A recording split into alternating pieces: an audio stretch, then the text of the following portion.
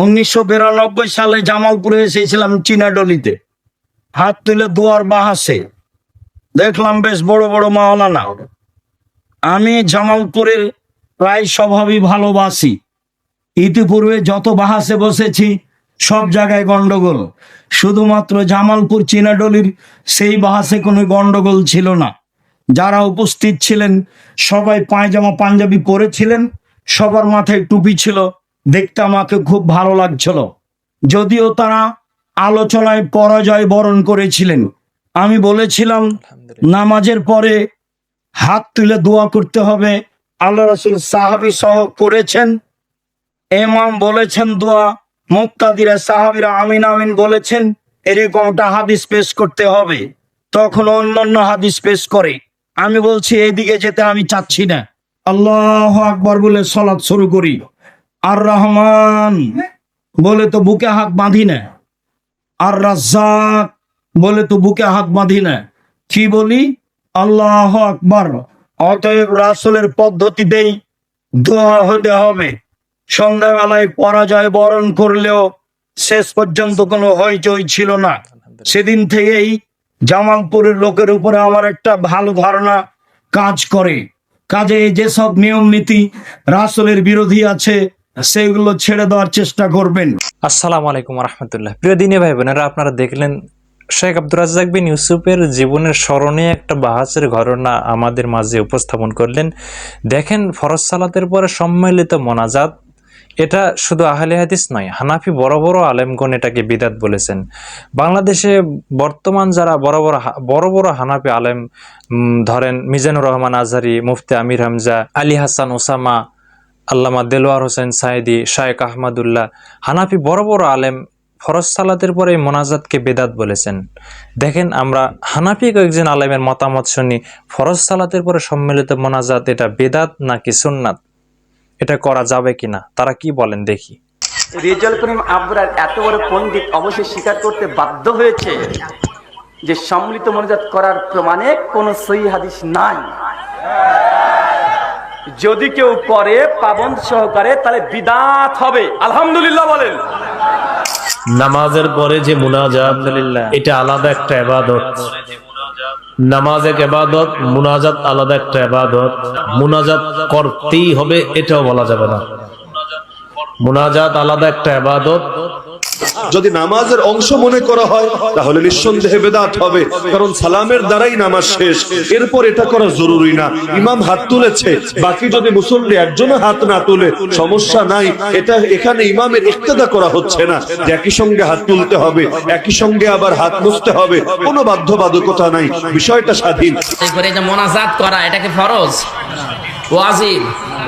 সালাম, নামাজ শুরু হবে আল্লাহু আকবার দিয়ে, নামাজ শেষ হবে সালাম দিয়ে, এই শেষ। কেউ যদি সালামের পরে মোনাজাত করে আল্লাহর কাছে করে, অসুবিধা নেই। নবীজি মোনাজাত করেছিলেন মাঝে মাঝে, কোনো সময় কেউ হারাম বলতে পারবেন না। সমস্যা হচ্ছে আমাদের বাংলাদেশে প্রতি সালাতের পরেই, ফরজ সালাতের পরেই আসসালামু আলাইকুম ওয়া রাহমাতুল্লাহ, আসসালামু আলাইকুম ওয়া রাহমাতুল্লাহ, ইমাম সাহেব সালাম ফেরানোর পরেই যে আল্লাহুম্মা আমিন বিরহমাতিকা ইয়া আরহামার রাহিমিন, এই যে প্র্যাকটিসটা আমাদের দেশে হচ্ছে, এইভাবে কিন্তু সাহাবাদের সময়ে এবং বিশ্বনবীর সালাতের পরে এভাবে মুনাজাত হতো না। তবে ইন জেনারেল হাত তুলে দোয়া করা এটা বৈধ। নামাজের শেষে সম্মিলিত মুনাজাত কি দিতেই হবে? কেউ যদি মনে করে দিতেই হবে তাইলে বিদআত হয়ে যাবে। সম্মিলিত মুনাজাত কেউ যদি মনে করে দিতেই হবে তাইলে বিদআত হয়ে যাবে। দিতেই হবে তা না, নামাজ একটা ইবাদত। যে কোনো ইবাদতের পর দোয়া করলে আল্লাহ কবুল করেন, ওইটাও একটা ইবাদত। বাকি এটাকে জরুরি মনে করলে, নামাজের অংশ মনে করলে এটা অবশ্যই বিদআত হয়ে যাবে। সত্য নামাজের পরে সম্মিলিত মুনাজাত, এটা আমাদের দেশের সব মসজিদে মসজিদে আছে, কিন্তু আমার নবীজি কখনো এরকম করছেন বলে কোনো প্রমাণ নাই। কথা কি বুঝাতে পারছি? নাই। তারপরে আমাদের দেশে মানুষ করে, না যায় না করে, না বুঝা করে। আল্লাহ তাআলা আমাদেরকে সঠিকটা করার তৌফিক দান করুন। নামাজের পরে যে মোনাজাতটা আমাদের দেশে করা হয় সম্মিলিতভাবে একসঙ্গে হাত তুলে, এই ধরনের মোনাজাত নবী করিম সাল্লাল্লাহু আলাইহি ওয়াসাল্লাম করেন নাই। হাদিস দ্বারা প্রমাণিত নয় যে নামাজের পরে সকলকে নিয়ে একযোগে তিনি মোনাজাত করেছেন। এটা প্রমাণিত নয়। দেখেন হানাফি বড় বড় আলেমরাও তারাই বলছেন যে এটা বিদাত। দেখেন ফরজ সালাতের পরে মোনাজাত যদি বিদাতি হয়ে থাকে তাহলে এই বিদাত করলে কি হবে দেখেন, একটু দেখেন কয়েকটা হাদিস দেখেন। আয়েশা রাদিয়াল্লাহু তাআলা বলেন রাসূল সাল্লাল্লাহু আলাইহি সাল্লাম বলেছেন, কেউ যদি কোনো আমল করে সে আমলের উপর আমার কোনো নির্দেশনা না থাকে তাহলে তা প্রত্যাখ্যাত। সহিহ বুখারীর হাদিস, সহিহ বুখারী এবং মুসলিম উভয় গ্রন্থে হাদিসটি রয়েছে। রাসূল সাল্লাল্লাহু আলাইহি সাল্লাম বলেছেন, আউর নামক স্থান হতে সাউর নামক স্থান পর্যন্ত হারাম এলাকা। কেউ যদি এখানে বিদাত করে বা বিদাতকে আশ্রয় দেয় তার উপর আল্লাহর পক্ষ থেকে সকল ফেরেশতা ও সকল মানুষের পক্ষ থেকে অভিশাপ। তার নফল ফরজ কোনো প্রকার ইবাদত কবুল করা হবে না। বুখারী মুসলিম বাংলা মেশকাত পঞ্চম খণ্ড 2608 নম্বর হাদিস। দেখেন যে ব্যক্তি বিদাত করবে, ফরজ সালাতের পরে যদি মোনাজাত বিদাত হয়েই থাকে, এই বিদাত যদি আপনি করে থাকেন তাহলে আপনার নফল ফরজ কোন ইবাদত কবুল করা হবে না। তারপর আর একটা হাদিস দেখেন, জাবির রাদিয়াল্লাহু তাআলা বলেন রাসূল সাল্লাল্লাহু আলাইহি সাল্লাম বলেছেন, হামদ ও সালাতের পর রাসূল সাল্লাল্লাহু আলাইহি সাল্লাম বললেন, নিশ্চয়ই সবচেয়ে উত্তম বাণী হচ্ছে আল্লাহর বাণী, আর সবচেয়ে উত্তম আদর্শ হচ্ছে মুহাম্মদ সাল্লাল্লাহু আলাইহি সাল্লামের আদর্শ। কাজের মধ্যে অনিষ্টপূর্ণ কাজ হচ্ছে দিনের মধ্যে নতুন কিছু উদ্ভাবন, আর প্রত্যেক নতুন কাজ ভ্রান্ত।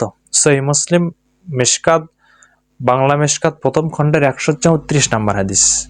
দেখেন এখানে বলা হচ্ছে সর্বোত্তম আদর্শ, সর্বোত্তম বাণী আল্লাহর বাণী, সর্বোত্তম আদর্শ হচ্ছে মুহাম্মদ সাল্লাল্লাহু আলাইহি ওয়াসাল্লাম আদর্শ। মুহাম্মদ সাল্লাল্লাহু আলাইহি ওয়াসাল্লাম আদর্শ যদি সর্বোত্তম আদর্শ হয়ে থাকে, তিনি যেটা শাইখ আহমদুল্লাহ বললেন রাসূল সাল্লাল্লাহু আলাইহি ওয়াসাল্লাম কোনোদিন সম্মিলিত মোনাজাত করেননি, তাহলে কেন আমরা করব? আপনি দোয়া করেন, আপনি যে কোনো প্রয়োজনে বিপদ আপদে আল্লাহর কাছে দোয়া করেন। আবু দাউদের একটা হাদিস রয়েছে, কেউ যদি খালি হাত আল্লাহর দরবারে তোলে আল্লাহ তার খালি হাত ফিরে দিতে লজ্জাবোধ করেন। আপনি মোনাজাত করেন, সেটা একাকী করেন। সম্মিলিত মোনাজাত কিছু কিছু ক্ষেত্রে করা যায়, যেমন পানি চাইতে গিয়ে সম্মিলিত মোনাজাত করা যায়। আরো কিছু কিছু দুই একটা ক্ষেত্রে আমি এই মুহূর্তে বলতে পারছি না যে সম্মিলিত মোনাজাত দুই একটা ক্ষেত্রে পাওয়া যায়। পানি চাইতে গিয়ে, চন্দ্রগ্রহণের সালাতের পরে হতে পারে। তো আশা করি আপনারা বিষয়টা বুঝতে পেরেছেন। ফরজ সালাতের পরে রাসূল সাল্লাল্লাহু আলাইহি ওয়াসাল্লামের অসংখ্য দোয়া রয়েছে। আপনি গুগলে সার্চ দেন বা যে কোনো হাদিস গ্রন্থে দেখেন, রাসূল সাল্লাল্লাহু আলাইহি ওয়াসাল্লাম ফরজ সালাতের পরে অসংখ্য জিকির আজগার দোয়া পড়েছেন। আয়াতুল কুরসি পড়েছেন, সুবহানাল্লাহ, আলহামদুলিল্লাহ, আল্লাহু আকবার, এসব 33 বার করে পড়েছেন। অসংখ্য দোয়া রয়েছে, আপনি সেগুলো পড়েন। রাসূল সাল্লাল্লাহু আলাইহি ওয়াসাল্লাম আদর্শই আপনি গ্রহণ করার চেষ্টা করুন। আল্লাহ আমাদের সবাইকে মুহাম্মদ সাল্লাল্লাহু আলাইহি ওয়াসাল্লাম আদর্শ অনুযায়ী চলার তৌফিক দান করুক। দেখা হয় পরবর্তী কোনো ভিডিওতে। আসসালামু আলাইকুম ওয়া রাহমাতুল্লাহ।